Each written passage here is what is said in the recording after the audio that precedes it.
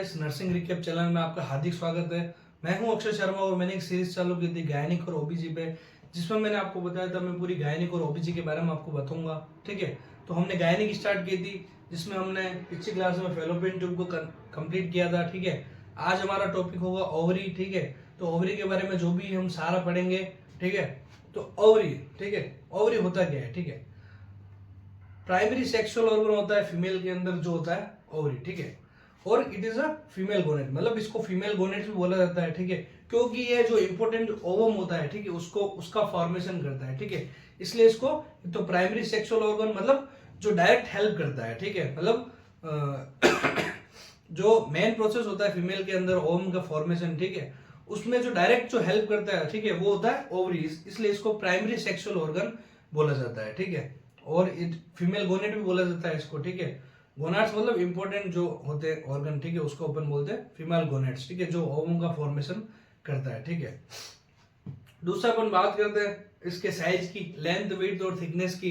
तो 3 to 1 होती है सेंटीमीटर में। ठीक है, 3 सेंटीमीटर लेंथ होती है, 2 सेंटीमीटर विड्थ होती है और 1 सेंटीमीटर इसकी थिकनेस होती है। ठीक है, शेप की बात करें तो एलमंड शेप होता है। ठीक है मतलब बादाम जैसा होता है। ठीक है, इसका शेप। ठीक है, और इसकी वेट की बात करें तो 2 से 3 ग्राम इसका वेट होता है। ठीक है, लेकिन कभी कभी यहाँ से एक इंपॉर्टेंट क्वेश्चन पूछा जाता है, ग्राम में ना देके औंस में, OUNC एक यूनिट होती है। ठीक है, उसमें पूछा जाता है कि ओवरी का वेट कितना होता है। ठीक है, तो आपको पता होना चाहिए 0.14 औंस जो होता है ओवरी का वेट होता है। ठीक है, बहुत बार पूछा गया क्वेश्चन है यहाँ से कि ओवरी का वेट कितना होता है, अपन रट के चले आते हैं 2 से 3 ग्राम होता है, लेकिन वहाँ जो एग्जामिनर होता है ज्यादा दिमाग लगा के किसमें पूछता है, औंस में पूछता है कि औंस में बताओ कि जो ओवरी का वेट है वो कितना होता है। ठीक है, तो आपको पता होना चाहिए 0.14 औंस होता है। ठीक है फिर अपन ओवरी के स्ट्रक्चर की बात करें।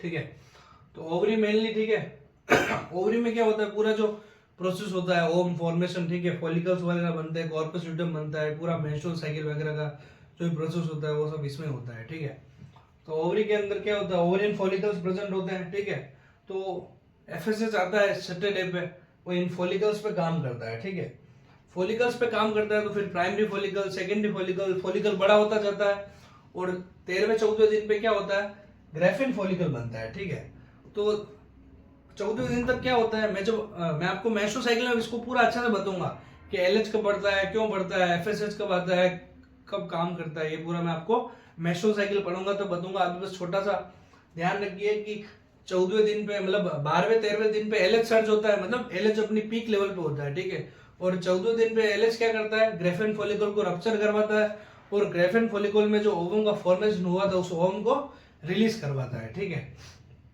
तो ओवम को रिलीज करवाने का काम कौन करता है, एलएच करता है। जो एलएच क्या करता है, ग्रेफिन फॉलिकल पे काम करता है और ग्रेफिन फॉलिकल एलएच उसको ओवम को रिलीज कर देता है। ठीक है, अब ओवम रिलीज हो गया तो ग्रेफिन फॉलिकल है वो क्या होगा, कॉर्पस ल्यूटेम में कन्वर्ट हो जाएगा। ठीक है, आगे जैसे जैसे, ठीक है, फिर अगर कॉर्पस ल्यूटेम में को मतलब कॉर्पस ल्यूटेम में फिर अगर फर्टिलाइजेशन होता है तो अलग प्रोसेस होती है, और फर्टिलाइजेशन नहीं होता है, ठीक है, तो 28वें दिन पे जाके कॉर्पस एल्बिगेंस में होकेन ये जो होता है 28वें दिन पे कंप्लीटली गायब हो जाता है, मतलब डिस्ट्रॉय हो जाता है, खत्म हो जाता है। ठीक है, फिर वही साइकिल वापस स्टार्ट होती है। ठीक है, तो ओवरी के 14वें दिन पे ओवुलेशन होता है। ठीक है, ओम जो रिलीज होता है उस प्रोसेस को अपन ओवुलेशन बोलते हैं। ठीक है, फिर इधर कॉर्पस ल्यूटेम बनता है, जो कॉर्पस ल्यूटेम 28वें दिन पे क्या होता है, डिजेनरेट हो जाता है।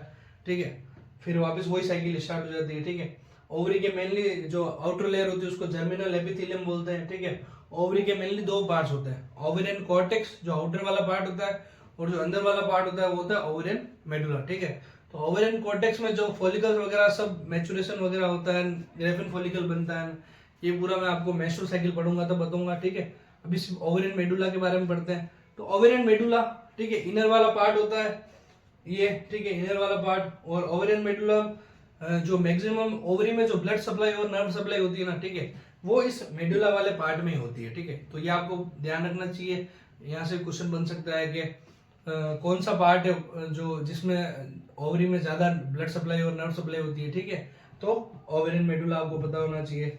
ओवेरियन मेडुला के एक और खास चीज है कि यहाँ पे एक स्पेशल टाइप की सेल प्रेजेंट होती है। ठीक है, जिसको अपन बोलते हैं हाइलस सेल। ठीक है, तो हाइलस सेल जो होती है which is homologous to Leydig cells in जो मेल में जो लेडिक सेल्स होती है, ठीक है, उसकी वो तो होमोलोगस होता है ये हाइलस सेल, ठीक है। तो ये आपको पता होना चाहिए, ठीक है। यहाँ से बहुत बार क्वेश्चन पूछा जाता है हाइलस सेल कहाँ प्रेजेंट होती है। सबसे पहला क्वेश्चन तो ये बन जाएगा, ओवेरियन मेडुला में प्रेजेंट होती है। दूसरा, हाइलस सेल किसके होमोलोगस होती है, तो लेडिक सेल के होमोलोगस होती है, ठीक है। तीसरा, ओवेरियन मेडुला से हाईएस्ट ब्लड सप्लाई या नर्व सप्लाई कहाँ होती है ओवरी में, तो ओवेरियन मेडुला पार्ट में। तो ये यहाँ से 3 क्वेश्चन बहुत इंपॉर्टेंट पूछे जाते हैं हमेशा, ठीक है, हाइलस सेल के बारे में और ओवेरियन मेडुला के बारे में जो आपको पता होना चाहिए, ठीक है। फिर अपन बात करते हैं अब जो फॉलिकल सिगरेट होते हैं, ठीक है। तो कौन सी एज पे कितने फॉलिकल सिगरेट होते हैं, मेनोपॉज क्यों आता है, ठीक है, तो ये अपन पढ़ते हैं अभी, ठीक है। तो नंबर ऑफ ओवेरियन फॉलिकल, जो फीमेल की जो लाइफ साइकिल होती है उसमें कितने फॉलिकल, कौन सी एज में कितने फॉलिकल्स बनते हैं, ठीक है, या कितने होते हैं वो मैं आपको बताऊंगा अभी, ठीक है। तो नंबर ऑफ ओवेरियन फॉलिकल, ठीक है, जब फीमेल माँ के पेट में होती है या गेस्टेशन पीरियड में होती है, तो 20 वीक जब 20 वीक का जब गेस्टेशन पीरियड चल रहा होता है, ठीक है, फीमेल, तो जो फीमेल फोइटस है उसमें कितने होता है, 70 लाख जो फॉलिकल्स होते हैं वो प्रेजेंट होते हैं, ठीक है। फिर जैसे जैसे टाइम आगे जाता है, एट बर्थ जो 70 लाख थे वो 20 लाख हो जाते हैं, ठीक है।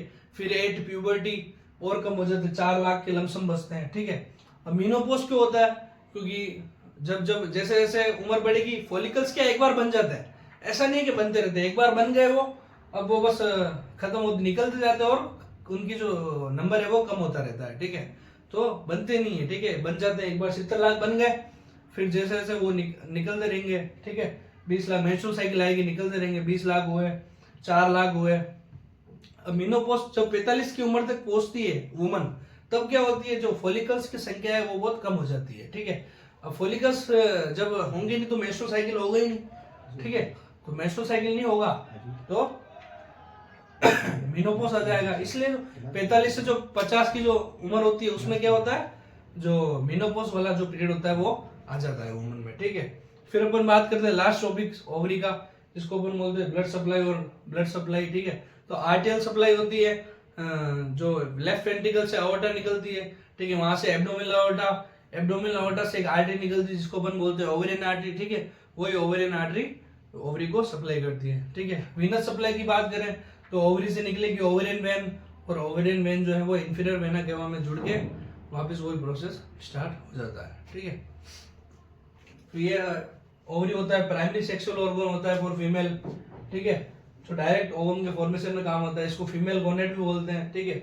बहुत बार यहाँ से क्वेश्चन पूछा जाता है कि फीमेल गोनेट जो फीमेल में जो है मेन गोनेट कौन सा होता है, तो ओवरी आपको पता होना चाहिए। Primary sexual organ for female कौन सा होता है, तो ओवरी होता है। इसकी जो साइज है वो 3 to 1 centimetre length with thickness होती है। वेट की बात करें 203 ग्राम होती है, और यहाँ से हर बार पूछा जाता है कि ओम्स में कितना होता है वेट, तो आपको पता होना 0.14 ओम्स होता है ओवरी का वेट, ठीक है। शेप की बात करें तो आलमंड शेप होता है, मतलब जो बादाम होता है उसके जैसा होता है, ठीक है। स्ट्रक्चर की बात बता दी है मैंने, 2 पार्ट होते हैं, आउटर कॉर्टेक्स और इनर मेडुला। कॉर्टेक्स वाले पार्ट में जो भी प्रोसेस होता है वो अपन मेंस्ट्रुअल साइकिल में पढ़ेंगे। और ओवेरियन मेडुला की बात करें तो highest blood supply and nerve supply ovarian medulla में होती है, ठीक है। और एक स्पेशल टाइप की यहाँ पे सेल प्रेजेंट होती है ओवेरियन मेडुला में, जिसको अपन बोलते हैं हाइलस सेल, ठीक है। और जो हाइलस सेल होती है वो क्या होती है, होमोलोगस टू लेडिक सेल, ठीक है, होमोलोगस टू लेडिक सेल, ठीक है। ये यहाँ से बहुत इंपॉर्टेंट क्वेश्चन पूछा जाता है, ठीक है। फिर नंबर ऑफ ओवेरियन फॉलिकल की बात करें तो 20 वीक ऑफ गेस्टेशन 70 लाख होते हैं, ठीक है। 8 बर्थ 20 लाख होते हैं, 8 प्यूबर्टी 4 लाख होते हैं, मेनोपॉज के टाइम पे 10,000 ही रह जाते हैं, इसलिए जो होता है वो मेनोपॉज हो। मेनोपॉज के और भी बहुत कारण है कि जो एफएसएच एलएच है वो फॉलिकल्स रिएक्ट नहीं कर पाते हैं, क्योंकि सेंसिटिव हो जाते हैं, ठीक है, रेजिस्टेंस हो जाता है, ठीक है।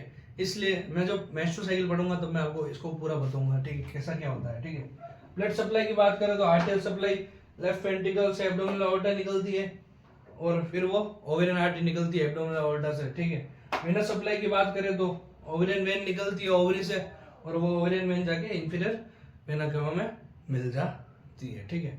तो यहाँ पे ओवरी खत्म होती है और हमारा जो फीमेल रिप्रोडक्टिव सिस्टम के जो सारे पार्ट्स थे वो खत्म होते हैं, ठीक है। कल से अपन जो भी गायनिक के डिसऑर्डर है वो पढ़ेंगे, एक एक जो पार्ट है उसके रिलेटेड जो भी डिसऑर्डर है वो कल से हम स्टार्ट करेंगे, ठीक है। जैसे वेजाइनाइटिस हो गया, पेल्विक इन्फ्लेमेटरी डिजीज हो गई, ठीक है। तो ये सारा अपन नेक्स्ट क्लास से स्टार्ट करेंगे। ठीक है, तो आज के लिए इतना ही। Thank you so much guys, thank you.